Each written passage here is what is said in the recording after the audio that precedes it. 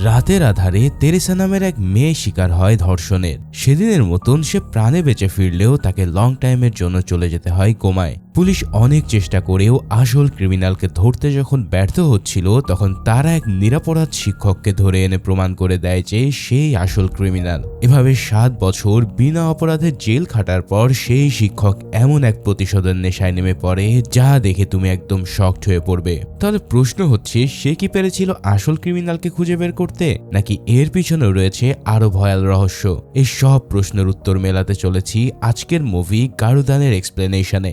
মুভিটা একদম শেষ মিনিট পর্যন্ত দেখো, কেননা এখানেই রয়েছে আসল টুইস্ট। তো চলো আর পেঁচাল না বাড়িয়ে শুরু করা যাক আজকের মুভি এক্সপ্লেনেশন। বৃষ্টি স্নাত এক থমথমে রাত, আকাশে বিদ্যুৎ চমকাচ্ছে ঘন ঘন। এখানে আমরা সালাম নামের এক লোককে দেখি।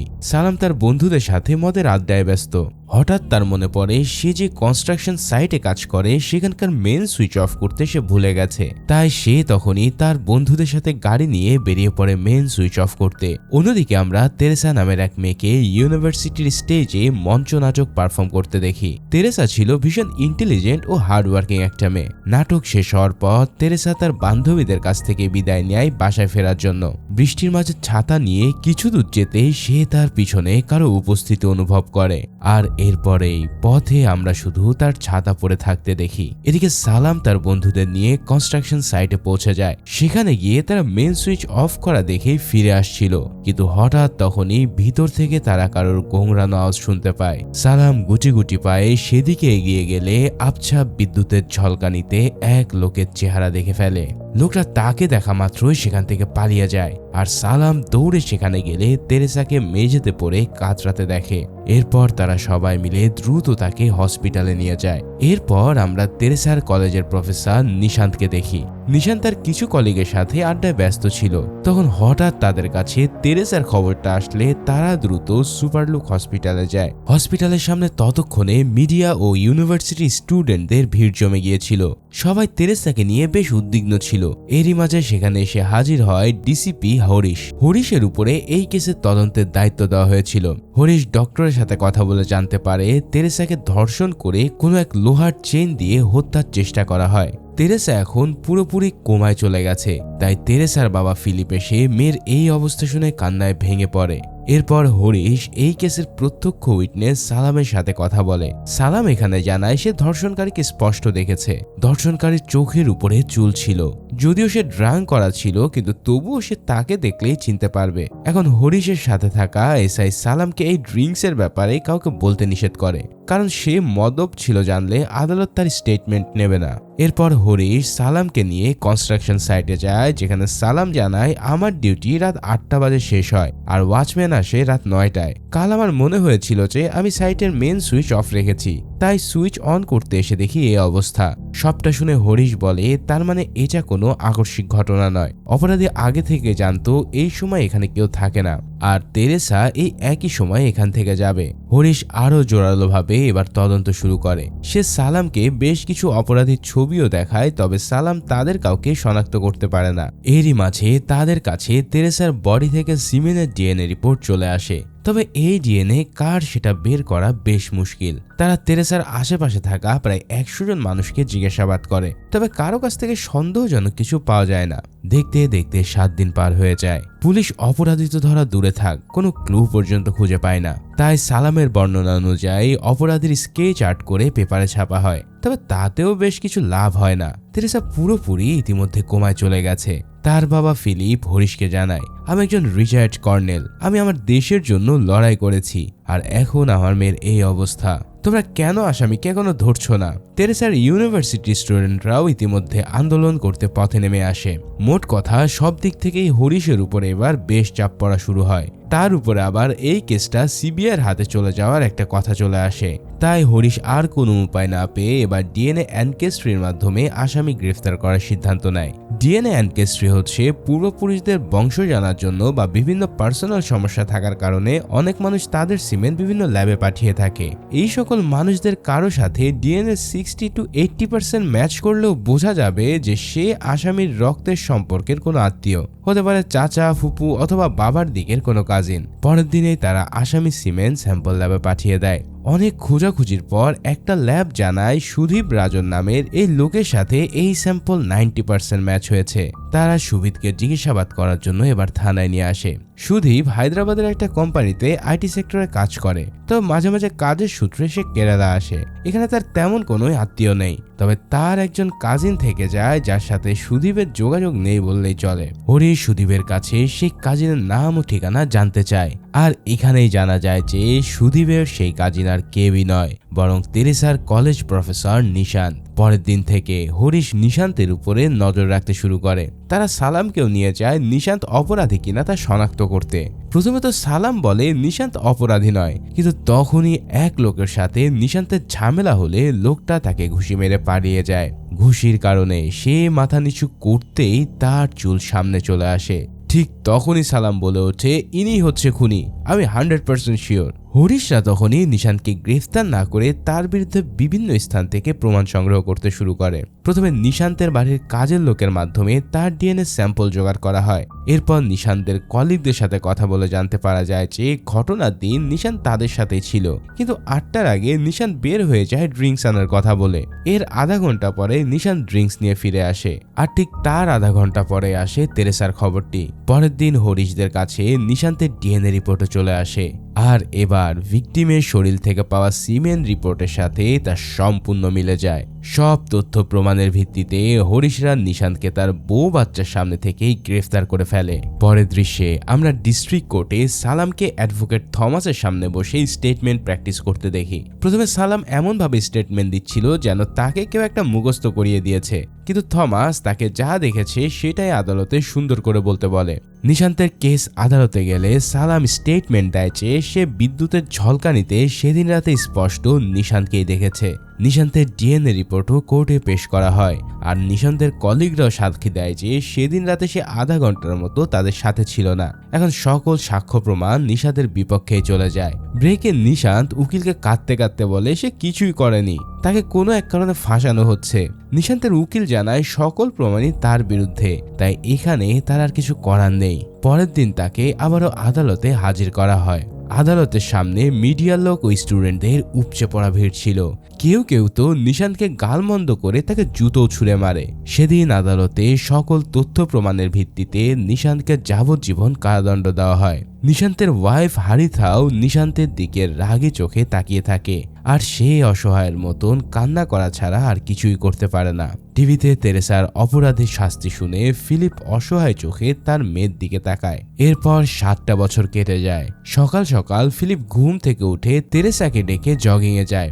জগিং থেকে এসে বাসার দরজা খোলা দেখে সে ঘাবড়ে তেরেসার রুমে আসে। সেখানে তেরেসাকে না পেয়ে তাকে পাগলের মতো সে ডাকতে থাকে। তখনই কিছু লোক এসে ফিলিপকে ইনজেকশন দিয়ে অজ্ঞান করে ফেলে। এদিকে হরিশ তার প্রিয় কুকুরকে নিয়ে জগিংয়ে বেরোয়। জগিং শেষে যখন সে একটা দোকানে বসে চা পান করছিল, তখনই তার কাছে ম্যাথিউ নামের এক মিনিস্টারের কিছু গুন্ডা আসে। আসলে হরিশ মিনিস্টার ম্যাথিউর বিরুদ্ধে আদালতে স্টেটমেন্ট দিতে চেয়েছিল, তাই মিনিস্টারের সাঙ্গপাঙ্গে এসেছিল তাকে হুমকি দিতে। তবে হরিশের চোখ দেখে তারা নিজেরাই উল্টো ভয় পেয়ে সেখান থেকে পালিয়ে যায়। অন্যদিকে আবারও আমরা ফিলিপকে দেখি। আসলে ফিলিপকে যারা অজ্ঞান করে নিয়ে এসেছিল তারা ফিলিপের আত্মীয়। তার নাকি অ্যালজাইমার্স রোগ ধরা পড়েছে। সে প্রায় সব সময় সবকিছু ভুলে যায়। ঠিক সেভাবেও আজও সে ভুলে গিয়েছিল তেরেসা কোমায় আছে, তাই তারা ফিলিপকে অজ্ঞান করে থানায় নিয়ে আসে চিকিৎসার জন্য।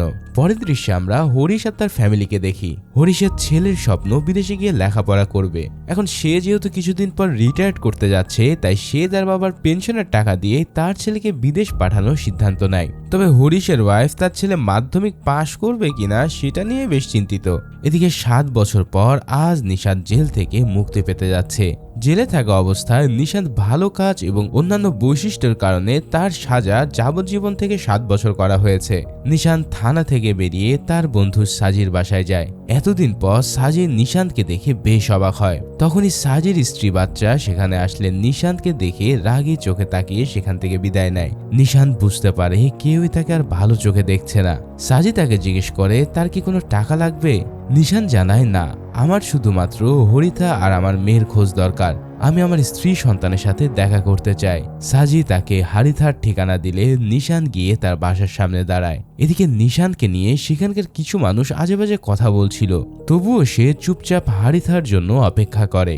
কিছুক্ষণ পর তার মেয়ে ও তার স্ত্রী স্কুল থেকে ফিরে আসলে তারা তাকে না দেখার ভান করে চলে যেতে চায়। এই সব দৃশ্য দেখে নিশান্ত অবশ্য বেশ কষ্ট পায়। এদিকে রাতে হরিশের স্ত্রী ছোট করে একটা ফ্যামিলি পার্টির আয়োজন করেছিল, কারণ তাদের ছেলে 70% নাম্বার পেয়ে পাশ করেছে, অর্থাৎ এবার সে অ্যাপ্লাই করলেই বিদেশে যেতে পারবে। এদিকে নিশান্ত রাতে একটা লজে গিয়ে ওঠে, কিন্তু জেলে থাকা দিনগুলোর বিভিন্ন বাজে কথা ও অত্যাচারের কথা মনে করে তার ঘুম ভেঙে যায়। তখনই তাকে কল করে সাজি। সে জানায় হারিথা নাকি তাকে কল করেছিল এবং সে বলেছে নিশান যদি তার মেয়ের সাথে আর কোনো যোগাযোগের চেষ্টা করে তাহলে সে থানায় মামলা করবে।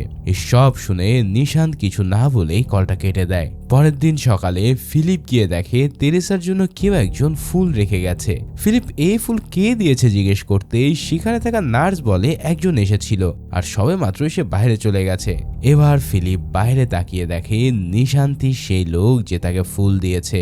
সব কিছু দেখে সে প্রচন্ড রেগে যায়। অন্যদিকে হরিশ আদালতে যায় মিনিস্টার ম্যাথিউর বিরুদ্ধে স্টেটমেন্ট দিতে। সে মিনিস্টার ম্যাথিউর দুর্নীতি কলের রেকর্ড আদালতে পেশ করলে ম্যাথিউ প্রচন্ড রেগে সেখান থেকে চলে আসে। অবশ্য যাওয়ার আগে সে চোখের ভাষায় হরিশকে শাসিয়েও যায়। আদালত থেকে বের হতেই হরিশকে ফিলিপ কল করে নিশান যে তেরেসাকে ফুল দিয়েছে এই ব্যাপারটা জানায়। সন্ধ্যায় হরিশ তার স্ত্রী ও ছেলেকে নিয়ে একটা এজেন্সিতে এসেছিল। এই এজেন্সির মাধ্যমে হরিশ মূলত তার ছেলেকে বিদেশে পাঠানোর কথা ভাবছে। এজেন্সির লোকেরা জানায় তাদেরকে শুধু স্টাডি ফি 40 লাখ টাকায় দিতে হবে, বাকি আরো কিছু খরচ তাদের বহন করতে হবে। তাই তারা চাইলে এখান থেকে লোনও নিতে পারে। তবে হরিশ বলে আমি লোন নেব না, আমার পেনশনের টাকার সাথে দরকার হলে আমি আমার বাড়িটাও বিক্রি করে দেব। তারপর তারা এজেন্সির কাজ শেষ করে সেখান থেকে বের হতে গেলে নিশান্তকে কোথাও একটা যেতে দেখে, যার ফলে হরিশ তার স্ত্রী ছেলেকে পাঠিয়ে দিয়ে নিশান্তের পিছে যায়। দেখা যায় ফ্লাইওভারের উপরে গিয়ে সে নিশান্তকে জিজ্ঞেস করে সে কেন তেরেসার ওখানে গিয়েছিল। নিশান্ত বলে আমি শুধু তাকে দেখতে গিয়েছিলাম ও কেমন আছে। হরিশ জানায় তুমি তেরেসা থেকে দূরে থাকো, নয়তো তোমাকে আমি শুট করতেও দুবার ভাববো না। তবে নিশান্ত জানায় ওসবের কোনো দরকার নেই, আমি একটা ভালো জব খুঁজছি এখন। যাওয়ার সময় নিশান্ত পিছু ফিরে হরিশকে জিজ্ঞেস করে আপনার না 2 দিন পরে রিটায়ারমেন্ট তাই না স্যার? এই কথাটা শুনে হরিশের কাছে বেশ অদ্ভুত লাগে। দেখতে দেখতে হরিশের রিটায়ার্ডের দিন চলে আসে।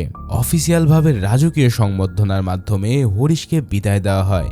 বিদায় স্পিচে হরিশ তার জীবনে সৎ থাকার বিষয়টা তুলে ধরে সবাইকে সৎ থাকার পরামর্শ দেয়। থানা থেকে যাবার আগে সে শেষবারের মতো নিজের নেম প্লেট ও চেয়ারে হাত বুলায়, যেন এগুলোই তার কাছে সবচেয়ে বেশি আপন ছিল। এদিকে আমরা দেখতে পাই পরের দিন সকালে নিশান চলে গেছে হাইকোর্টে কিছু একটা আপিল করতে। এই কথা আবার থমাসের অ্যাসিস্ট্যান্ট তাকে কল করে জানিয়ে দেয়। সে এই ব্যাপারে খোঁজ নিয়ে হরিশকে কল করে দ্রুত তার অফিসে আসতে বলে। তাই সে থমাসের অফিসে গেলে থমাস জানায় নিশান তেরেসার কেসটা রিওপেন করছে।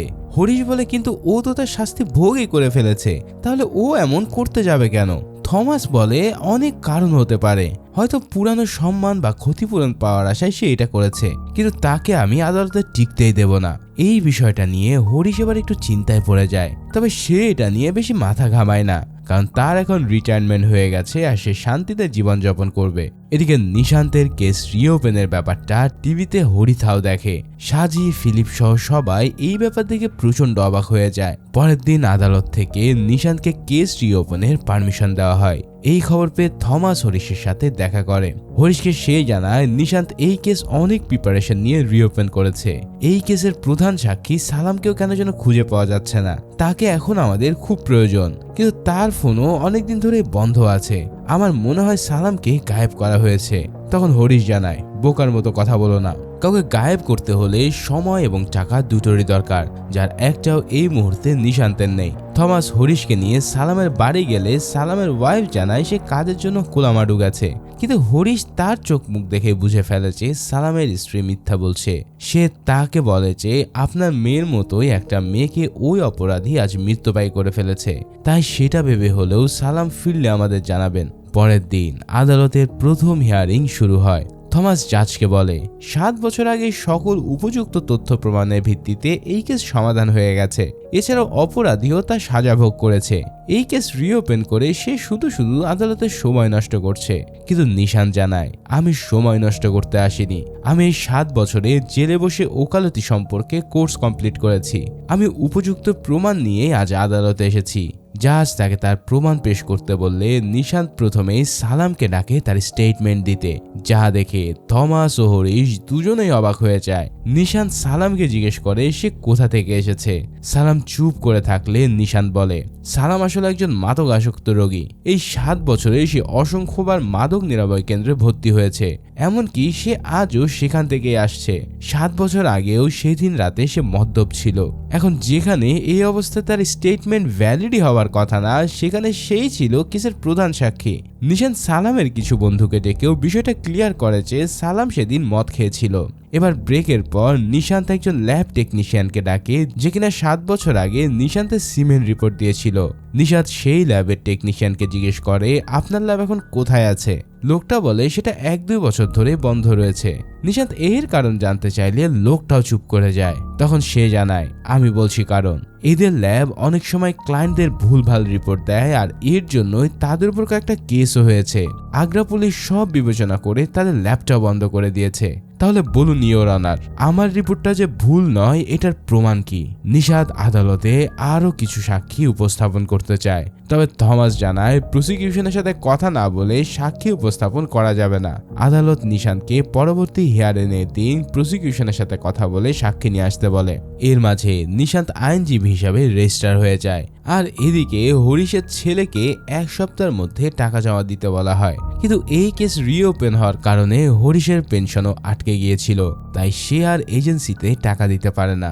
অন্যদিকে হরিশ ও থমাস এই কেস নিয়ে আলোচনা করতে থাকে। থমাস জানায় পরবর্তী দিন নিশান্ত আদালতে 3 জন সাক্ষী উপস্থাপন করবে। তারা হচ্ছে সুস্মিতা, স্যামুয়েল ও মুরাগান। সুস্মিতা ও স্যামুয়েলের সাথে আমার কথা হয়েছে, তারা আদালতে ল্যাব রিপোর্ট সম্পর্কে সাক্ষী দেবে। তবে মুরগান কি ব্যাপারে সাক্ষী দেবে তা আমি এখনো জানি না, কারণ মুরগান তার সাথে কথা বলতে রাজি হয়নি। এবার পরবর্তী হিয়ারিং এর দিনে আদালতে যথারীতি সুস্মিতা ও স্যামুয়েল সাক্ষী দেয় যে ওই ল্যাব তাদেরকে কিভাবে ভুয়া রিপোর্ট দিয়ে প্রতারণা করেছিল।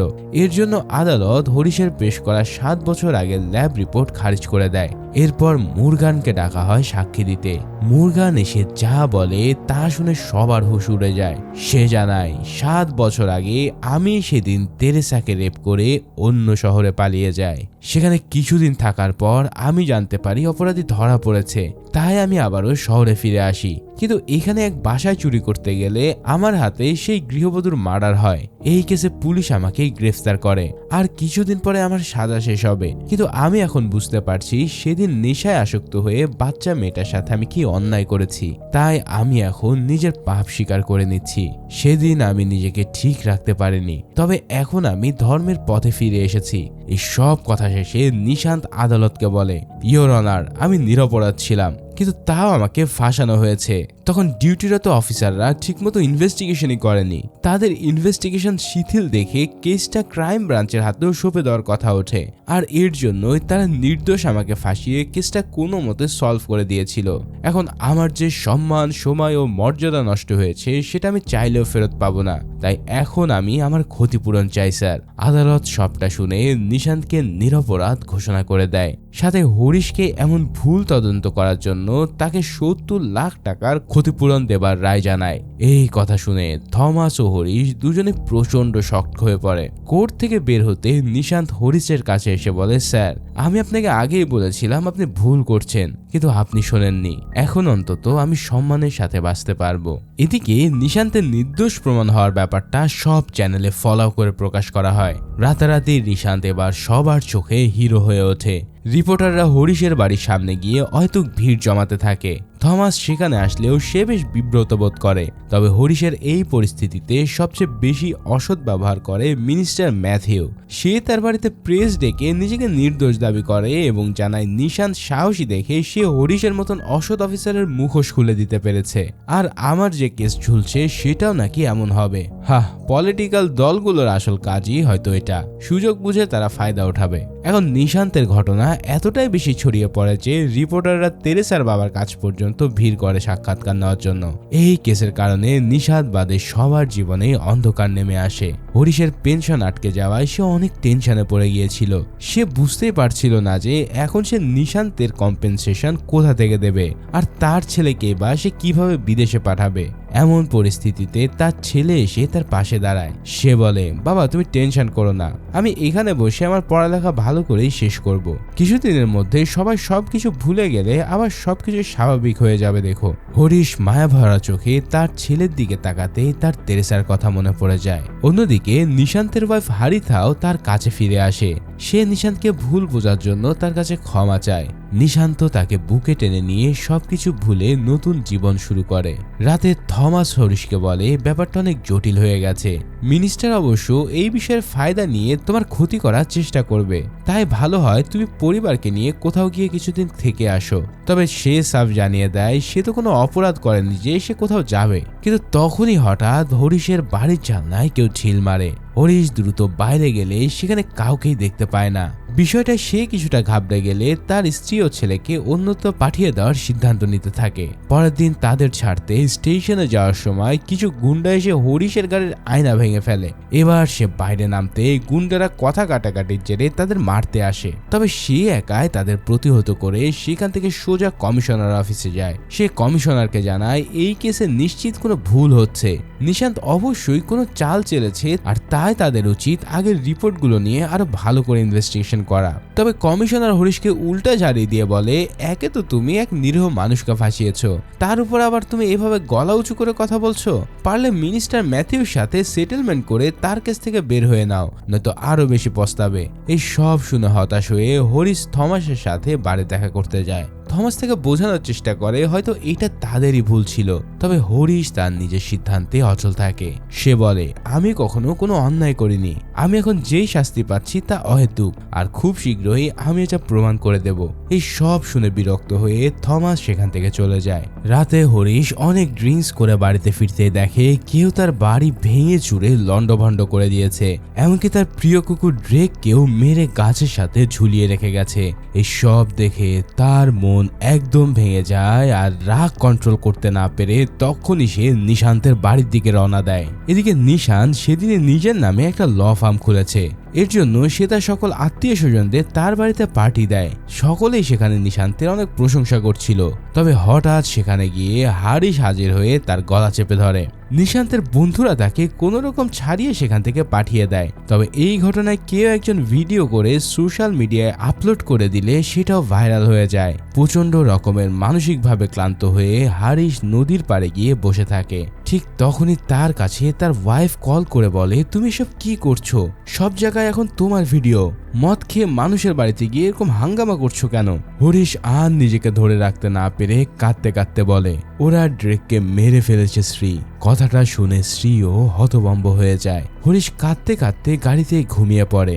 সকালবেলায় তার ঘুম ভাঙে তেরেসার বাবা ফিলিপের ডাকে। ফিলিপ হরিশকে বলে, তুমি আমার মেয়ের জন্য অনেক করেছো, আমাদের জীবন তো প্রায় শেষই, অন্তত এখন নিজের জীবনটা শেষ করো না, তাই তুমি এই কেসটা ছেড়ে দাও। কিন্তু সে জানায়, আমি পারবো না। যতবার আমি সবকিছু ছাড়ার কথা ভাবি ততবার আমার চোখের সামনে তেরেসার চেহারা ভেসে ওঠে। আমাকে নতুন করে সবকিছু শুরু করতেই হবে। সেদিন থেকেই সে নতুন উদ্যমে নিজের ইনভেস্টিগেশন শুরু করে। সে প্রায় নিশাতের উপরে লক্ষ্য রাখত। তাছাড়া সে জেলের ওয়ার্ডেনের সাথে কথা বলে জানতে পারে যে নিশান্ত প্রথমে যখন এখানে এসেছিল তখন নরেন্দ্র শেঠি নামের এক গুন্ডা তাকে প্রায় মারধর করত।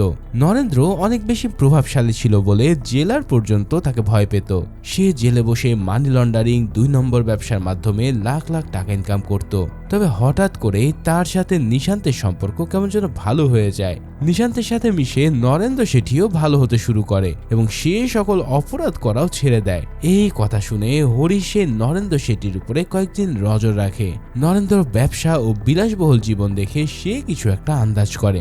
এরপর সে যায় তেরেসার মার্ডারের দায়ভার নিজের কাঁধে নেওয়া মুরগানের সাথে দেখা করতে। তবে মুরগান আবারও কোর্টে বলা সেই ইমোশনাল ডায়লগগুলোই মারতে থাকে। এটা শুনে হরিশ তাকে জিজ্ঞেস করে যে তোমাকে নিশান্ত কি এমন দিয়েছে যার জন্য এত বড় অন্যায়ের দায়ভার তুমি নিজের কাঁধে নিয়েছো? তখন মুরগান বলে, নিশান স্যার আমার কাঁধে হাত রেখে আমার অনুশোচনার দরজা খুলে দিয়েছে, এর চেয়ে আর বেশি কি দরকার বলেন। এই কথাটা শুনে হরিশ তার উপর রেগে গিয়ে তাকে মারতে যায়। সে বলতে থাকে, এসব ইমোশনাল কথা বললে আদালতকে বোঝাতে পারলেও উপর আদালতকে কি বলবি সেটা চিন্তা কর। হরিশের এমন এগ্রেসিভ হয়ে যাওয়ার কারণে তাকে থানা থেকেই বের করে দেওয়া হয়। এদিকে মুরগান থেকে তথ্য না পেয়ে হরিশ তার বাড়িতে খোঁজ করতে যায়। সেখানে গিয়ে সে জানতে পারে আগে মুরগানের পরিবারের আর্থিক অবস্থা বেশ খারাপ ছিল। তবে মুরগান জেলে যাওয়ার পরে তো তার ওয়াইফ মানুষের বাসায় কাজ করতে শুরু করে, কিন্তু হঠাৎ একদিন তার মেয়ে লটারিতে 80 লাখ টাকা জিতে যায়, আর সেটা দিয়ে নাকি তারা 3 তলা বাড়ি করছে। হরিশের তো এই ব্যাপারটা এবার সন্দেহজনক মনে হয়। এদিকে নিশান যায় একটা রেডিও চ্যানেলে ইন্টারভিউ দিতে। সেখানে সে সবার উদ্দেশ্যে ভালো কাজ করা ও সৎ থাকার পরামর্শ দেয়। নিশাদের এমন চার্মিং ব্যবহার দেখে নিশান্তের ইন্টারভিউ নিতে থাকা নিতু মেয়েটাও বেশ ইমপ্রেস হয়ে পড়ে। অন্যদিকে হরিশ আবার বাঁধিয়ে বসে অন্য কাণ্ড। সে কোর্টের স্টেটমেন্ট দেওয়া সেই সুস্মিতার হাজবেন্ডের কাছে গিয়ে সুস্মিতার বাচ্চা আসলে তার কিনা সেটা ভালো কোনো ল্যাবে চেক করে দেখাতে বলে। এর জন্য তো সেখানে বেশ ঝামেলা বেঁধে যায়। থমাস গিয়ে কোনো রকম হারিশকে সেখান থেকে নিয়ে আসে। হারিশ থমাসকে বলে ওই নিশান্তি সবকিছুর মাস্টার মাইন্ড, সে অনেক প্ল্যান ও বুদ্ধি করে এই কাজ করেছে। সে জেলে থাকা অবস্থাতেই সবাইকে টাকা দিয়ে কিনে নেয়। তবে থমাস তাকে ধমক দিয়ে বলে এগুলো সব তোর মনের ভুল, আর যদি সত্যি হয় তাহলে সেটা প্রমাণ করবি কিভাবে তুই, এই বিষয়টা এখন বাদ দিয়ে দে। কিন্তু হরিশ তো এত সহজে থামার পাত্র নয়। সে পরের দিনই সালামের সাথে দেখা করতে যায়। সালামের মদ্যপান অভ্যাসের কারণে তেরেসার কেসের এমন শুনানি শুনে সালাম অনেক ডিপ্রেসড হয়ে পড়েছিল, আর তারপর থেকে সে ডিপ্রেশনে আরো বেশি মদ পান শুরু করে। এছাড়াও সে অনেকবার আত্মহত্যা করারও চেষ্টা করেছিল। তখন সালাম হরিশকে জানায় যে সে প্রথমে হালকা পাতলায় ড্রিঙ্কস করত, কিন্তু কয়েক বছর যাবৎ কিছু অচেনা লোক তার কাছে এসে বিভিন্নভাবে মদ অফার করত। এছাড়াও তাকে তারা অনেক হাই ডোজের ড্রিঙ্কস করাতো। এছাড়াও একবার তারাই তাকে মাদক নিরাময় কেন্দ্রে নিয়ে আসতো, আবার সেখান থেকে ফিরতে তারা তাকে মদ পান করানো শুরু করত। তার মানে এমন কেউ আছে যে সালামকে এই পুরো বিষয়টা নিয়ে ধান্দায় ফেলেছে। এই সবটা শুনে হরিশ এবার বেশ ভাবনায় পড়ে যায়। সে আরো ইনভেস্টিগেশন শুরু করে এই বিষয়টা নিয়ে। রাতে থমাস তার বাড়িতে গেলে হরিশ তাকে জানায় আমি তদন্ত করে বের করেছি নিশান্ত একটা সাইকো, সে নিশ্চয়ই আবারও তেরেসার মতন অন্য কারোর উপর হামলা করবে, আর এবার তার টার্গেট হবে তার নতুন ব্যাচে ভর্তি হওয়া অরুণিমা নামের মেয়েটা। এখন আমাদের কাছে প্রমাণ না থাকলেও এবার তাকে হাতে নাতে ধরার এটাই সুযোগ। তবে থমাস এগুলোকে পাগলামি ছাড়া আর কিছুই না হয় বলে সেখান থেকে চলে আসে। পরের দিন থেকে হারিশ সবসময় অরুণিমার উপরে নজর রাখতে শুরু করে। এখানে দেখা যায় অরুণিমা যেখানে যাচ্ছিল হরিশ তার পিছু করে। একদিন রাতে অরুণিমা হেঁটে হেঁটে বাড়ি ফিরছিল। সেও তাকে ফলো করতে করতে দেখে হঠাৎ অরুণিমা উধাও হয়ে গেছে। এবার সে একটা ঘরের মধ্যে থেকে অরুণিমার গোংরানো শব্দ শুনতে পেয়ে সেখান থেকে অরুণিমাকে উদ্ধারের চেষ্টা করে। তবে অরুণিমা চোখ খুলে হরিশকে আক্রমণকারী মনে করে তার চোখে পেপার স্প্রে দিয়ে সেখান থেকে দৌড় দিয়ে বেরিয়ে যায়। তখন পুলিশের গাড়ি চলে আসলে অরুণিমা তাদের কাছে হরিশের নামে কমপ্লেন করে। সাথে সাথে পুলিশরা তাকে থানায় ধরে নিয়ে যায়, আর এই কেসে তাকে কাস্টাডিতে নেওয়া হয়। আসলে এই সব কিছু যেন হরিশের বিপক্ষে চলে আসে। থমাস এবার হরিশকে আর ছাড়াতে পারে না, তাছাড়া তার পক্ষ হয়েও কেউ কেস লড়তেও চায় না। হরিশ সব কিছুতে একদম ভেঙে পড়েছিল।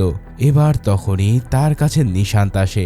নিশান্ত বলে কেউ তোমার কেস না নিলেও আমি তোমার কেস নিতে চাই, কারণ আমি জানি তুমি নির্দোষ, আর আমি এটা খুব ভালো করেই জানি বিনা অপরাধে শাস্তি পেলে কেমন লাগে। হরিশ তখন জানাই তুমি নির্দোষ, আমি তো তোমার মুখোশ উন্মোচন করে ফেলেছি। তুমি ওমেগা স্পোর্টস কোম্পানির মালিককে চেনো? নরেন্দ্র শেঠি। জেলে থাকতে সে প্রায়শই তোমাকে মারধর করত। একদিন তুমি তাকে ব্ল্যাক মানি হোয়াইট মানিতে পরিণত করার একটা আইডিয়া দাও। তোমার কথা মতো সে তার সব টাকা নাইজেরিয়া পাঠিয়ে সেখানে একটা ফেক কোম্পানি খোলে, আর এখানেও একটা কোম্পানি খুলে নামমাত্র যন্ত্রপাতি কিনে ভুয়া অ্যাপস সেল করার বাহানা দেখিয়ে ওই ফেক কোম্পানি থেকে টাকাগুলো নিজের নামে নিয়ে আসতে তার ব্ল্যাক মানি হোয়াইটে পরিণত হয়। তোমার এই বুদ্ধিতে কাজ করে যাওয়ায় সে তোমার উপর ইমপ্রেস হয়ে যায়। তুমি তাকে কাজে লাগিয়ে প্রথমে তোমার সিমেন্ট টেস্ট করা সেই ল্যাবটাকে টার্গেট করো, আর জেলখানায় বসে সুস্মিতা, স্যামুয়েল সহ কয়েকজনকে টাকা দিয়ে ওই ল্যাবের নামে মিথ্যা মামলা দায়ের করো। আর এই সব কিছুতে তোমার বুদ্ধিও কাজ করে যায়। যার ফলে ল্যাবটা সরকার বন্ধ করে দেয়। এরপর তুমি সালামকে তোমার লোক দিয়েই মদ্যপান করিয়ে মাদকাসক্ত করে ফেলো, আর তুমি তাকে রিহ্যাবে পাঠাতে বারবার যাতে তুমি তথ্য সংগ্রহ করতে পারো। এরপর তুমি মুরগানের পরিবারকেও লটারি জেতানোর নাম করে কিনে তাকে মিথ্যে আসামি হিসেবে আদালতে পেশ করেছো। অবশ্য তুমি চাইলে জেলখানা থেকে আগেই বেরিয়ে যেতে পারতে, কিন্তু তুমি অপেক্ষা করছিলে তোমার সিমেন্ট নষ্ট হওয়ার, কারণ ওটাই ছিল তোমার বিরুদ্ধে রাখা সর্বশেষ প্রমাণ। তুমি খুব ভালো প্ল্যান করে বিচক্ষণতার সাথে সব করেছো, কিন্তু দেখো আমি তোমাকে ধরে ফেলেছি। এই সব শুনে নিশান বলে, আপনি শুধুই আবারও আমার নামে মিথ্যে অভিযোগ করছেন, এই সব কিছুই আপনার মনের ভুল। তখন হরিশ বলে, ভুল তো অবশ্যই, তবে সেটা আমি 7 বছর আগে করেছি তেরেসার কেসটাকে সাধারণ কেস হিসেবে নিয়ে। আমি তখন তোমার ব্যাকগ্রাউন্ড চেক করার প্রয়োজন মনে করিনি, তবে এবার আমি আর সেই ভুলটা করিনি। নিশান বিরক্ত হয়ে যেতে গেলে হরিশ বলে ওঠে, সোফিয়া। এই নামটা শুনে নিশাতের বুক যেন থমকে যায়, আর এখানেই উন্মোচন হয় সবচেয়ে বড় রহস্য। হরিশ নিশান্তকে বলে, তুমি আসলে একজন সাইকোপ্যাথ। সোফিয়া শেঠ ছিল কলকাতা বিশ্ববিদ্যালয়ের শিক্ষার্থী, যেমন বুদ্ধিমত্তা তেমন ডাইনামিক। কিন্তু একদিন ক্যাম্পাসের এক কোনায় তার বাবার সেকেন্ড হ্যান্ড গাড়িতে আগুনে পুড়ে তার রহস্যজনক মৃত্যু হয়। ওই সময় তুমিও কলকাতা বিশ্ববিদ্যালয়ের বিএস সেকেন্ড ইয়ারের স্টুডেন্ট ছিলে। এছাড়াও জেএমসি ইউনিভার্সিটি বানারসেও তোমার একজন স্টুডেন্ট ছিল, তার নাম ছিল সুনিতা শর্মা। সেও অনেক প্রগতিশীল ছিল। একদিন সে ক্যাম্পাস থেকে গায়েব হয়ে যায়, আর এর 3 বছর পর ক্যাম্পাসের এক কনস্ট্রাকশনের কাজ চলাকালীন তার লাশ পাওয়া যায়। তখন তুমি জেএস ইউনিভার্সিটিতে পিএইচডি করছিলে। তেরেসাও বুদ্ধিমান আর ডাইনামিক ছিল বাকি দুইজনের মতোই। প্রত্যেকটি হত্যার আগে তুমি 5-6 বছরের বিরতি দিয়েছ। এই সব কিছু কি কোইন্সিডেন্ট? নিশাত উন্মাত্তের মতন হাসি দিয়ে এবার চেয়ারে বসে বলে, তুমি একজনের নাম বলতে ভুলে গেছো। সে হচ্ছে আশা ম্যাথিউ, আমার প্রতিবেশী ছিল। সে তার প্রেমিকের সাথে পালিয়ে যাওয়ার জন্য বাড়ি থেকে বের হয়েছিল, কিন্তু আমি তাকে নিয়ে রেপ করে মাটিতে পুঁতে দিয়েছি। যখন কোনো মেয়ের শরীর থেকে তার প্রাণ বের হয়ে যায়, তখন তার সাথে ইন্টিমেট হয়ে যে শান্তি পাওয়া যায়, সেটা আমি প্রথম সেদিনই অনুভব করেছিলাম। ভাই রে ভাই, বিশ্বাস করো, এই কথাগুলো শোনার পর আমার মাথার হুঁশ একদম উড়ে গেছে। মানে যাকে এতক্ষণ ধরে নিরাপরাধ ভাবছিলাম, সেই কিনা এত সাইকোপিচাস, মানে কল্পনাও করা যায় না। এরপর সে আরো বলতে থাকে, কুকুরের চেন পেঁচিয়ে ওর গলার হাড্ডি ভেঙে ওকে নিজের ভিতরে জড়িয়ে নিয়েছিলাম। এরপর ওর প্রেমিক ওকে বাসায় খুঁজতে আসলে তাকেও মেরে আশেপাশে পুঁতে দিই, আর গ্রামে ছড়িয়ে দিই যে সে তার প্রেমিকের সাথে পালিয়ে গেছে। তেরেসার সাথেও ঠিক এমন কিছুই হতো যদি না সালাম আসতো। তুমি ঠিকই ধরেছিলে, অরুণিমাই আমার পরের টার্গেট ছিল। তবে তোমাকে ফাঁসানোর জন্য আমি আমার চাল বদলে দিয়েছি। তবে আমি কিন্তু আমার শিকারকে ঠিকই ধরে ফেলেছি। সেটা আর কেউই নয়, রেডিও চ্যানেলে সেই নিতুকে আমি এখন তোমাদের বাড়ির বেসমেন্টের সামনেই বেঁধে রেখে এসেছি। এখান থেকে বের হয়ে আমি তাকে শিকার করব, আর তোমাকেও অরুণিমার কেসের বেল পাইয়ে দেব। তবে বেল পাওয়ার সাথে সাথেই তোমাকে আবারও জেলে যেতে হবে, কারণ তোমার বাড়ির বেসমেন্টে পাওয়া যাবে নিতুর লাশ। এই সব কিছু বলে নিশান্ত সাইকোর মতন হাসতে থাকে। হরিশ রেগে তাকে মারতে গেলে পুলিশ নিশান্তকে ছাড়িয়ে নিয়ে চলে যায়। এদিকে নিশান্ত থানা থেকে সোজা হরিশের বাড়িতে যায়। বেসমেন্টে গিয়ে সে লালসার হাত বাড়িয়ে নিতুর দিকে এগিয়ে যায়। তবে এখানে বেঁধে রাখা নিতুর মুখ থেকে কাপড় সরাতেই সে এত শক্ট হয় যে যা তার কল্পনার বাইরে। কারণ সেখানে নিতু নয়, বরং বেঁধে রাখা হয়েছে তার স্ত্রী হারি থাকে। আর এখানেই রিভিল হয় সবচেয়ে বড় রহস্য। নিশান্তের শুনানির পর থেকেই হরিশ সহ পুলিশের পুরো টিম নিশান্তের উপর নজর রেখেছিল। হরিশ যত উল্টোপাল্টা কাজ করেছে তা সে এর জন্যই করেছে যাতে নিশান্ত তাকে মদ্য পাগল মনে করে এবং তাকে দুর্বল ভাবে। পুলিশরা আগেই জানতো নিতুকে নিশান্ত এখানেই নিয়ে এসেছে, তাই তারা হারি থাকে এখানে নিতুর জায়গায় রেখে দিয়েছে। এছাড়াও নিশান্তের মুখ থেকে সবটা বের করার জন্যই থানায় হরিশ নিশান্তের সাথে এরকম ব্যবহার করে। এই সব কিছু জানার পর নিশান্ত হতবাক হয়ে যায়। হরিতা তো প্রচন্ড রাগে ঘৃণায় তার গায়ে একটা চর মেরে বসে। এরপর সিন শিফট হয় আদালতে।